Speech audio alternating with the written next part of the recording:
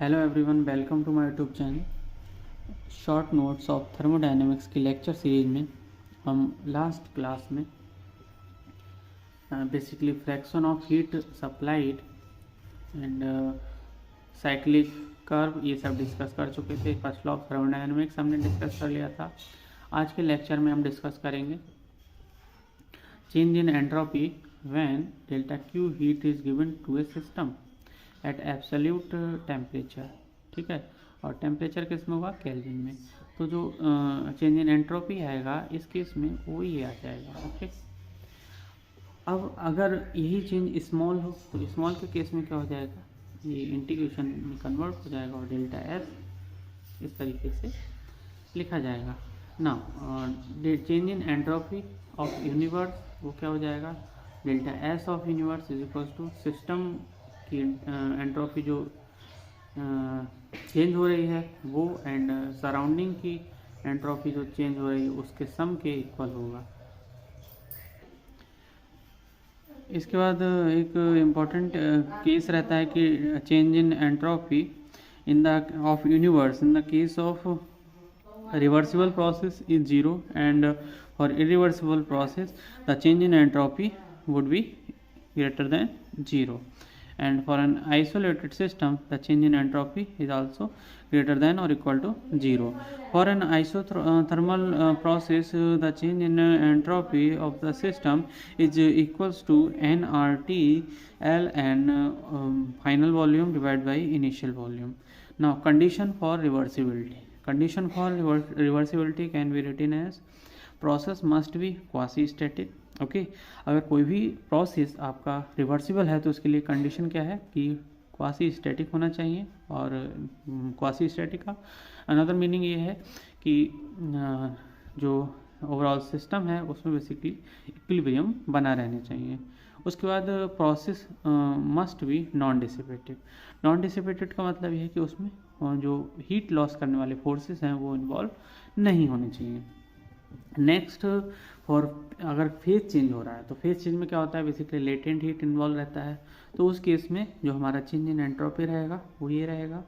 And एक important question भी रहता है और बोलें कि केस भी थर्मोडायनेमिक्स में डिस्कस किया जाता है कि अगर हमारे पास सी हीट कैपेसिटी की एक दो गैस हैं और at T1 and T2 temperature in a isolated system, तो उसमें क्या होगा कि एक का m ग्राम है दूसरे का भी अगर हम m ग्राम कंसीडर कर लें और इनको सडनली मिक्स कर दिया जाए तो चेंज इन एंट्रोपी क्या हो जाएगा? तो उस केस में हम कैसे सॉल्व करेंगे? तो उसमें क्या होगा कि आउटसाइड से कोई भी इंटरेक्शन नहीं है तो delta S surrounding is equal to zero. तो डेल्टा एस सिस्टम क्या हो जाएगा? Delta S one plus delta S two दोनों ही सिस्टम के लिए। तो यूनिवर्स में जो चेंज आएगा यूनिवर्स की एंट्रोपी में जो चेंज आएगा वो ये फार्मूला रहेगा। ये भी कई सारे एग्जाम से पूछा गया है। आप इसे डायरेक्टली मेमोराइज कर लीजिए और या फिर कैलकुलेट कैसे करते हैं उसके लिए कोई भी टेक्स्ट बुक देख लीजिए। और इसके बाद अगर हम एक केस और कंसीडर करें कि अगर n moles of ideal gas जिनका specific heat at constant pressure and volume पे दे रखा है तो उस केस में चेंज इन एंट्रोपी के लिए ये फार्मूला हम लोग अप्लाई कर सकते हैं। ठीक है, तो ये फार्मूला भी इम्पोर्टेंट रहता है और काफ़ी सारे क्वेश्चंस इस फार्मूला से सॉल्व किए जा सकते हैं। इसके बाद एक और इम्पॉर्टेंट पॉइंट ये है कि ideal heat reservoir has infinite heat capacity. But practical purpose के लिए क्या होता है कि हीट रिजर्वायर के पास फाइनाइट होती है बट लार्ज हीट कैपेसिटी होती है। अब एक फार्मूला और रहता है delta S is equals to M C L N T F divide by T I. इस फार्मूला से भी हम लोग एंट्रोपी चेंज इन एंट्रोपी निकाल सकते हैं। नेक्स्ट जो हमारा रहता है वो हीट इंजन रहता है और हीट इंजन से हर एक एग्जाम में क्वेश्चन आते रहते हैं, इसीलिए आप हीट इंजन को एक बार देख लीजिए, इसका शॉर्ट नोट्स और इनके कुछ फॉर्मूले। तो बेसिकली इसके लिए एक स्टेटमेंट यहाँ पे लिख रखा है, device based on cyclic process take heat and convert into mechanical work. ठीक है, तो यहाँ पे सपोज ये कोई सोर्स है एट टेम्परेचर T1 एंड कोई सिंक है एट टेम्परेचर T2 एंड बीच में एक वर्किंग सब्सटेंस लगा हुआ है। वर्किंग सब्सटेंस क्या कर रहा है कि सोर्स से हीट Q1 ले रहा है एंड सिंक को Q2 हीट ट्रांसफ़र कर रहा है, तो जो वर्किंग सब्सटेंस वर्क करेगा वो बेसिकली हो जाएगा heat taken and heat given. ठीक है, तो इस तरीके से हम लोग निकाल सकते हैं। और यहाँ पे कंडीशन क्या है कि सोर्स का टेम्परेचर सिंक से ज़्यादा रहना चाहिए। This condition should always be true.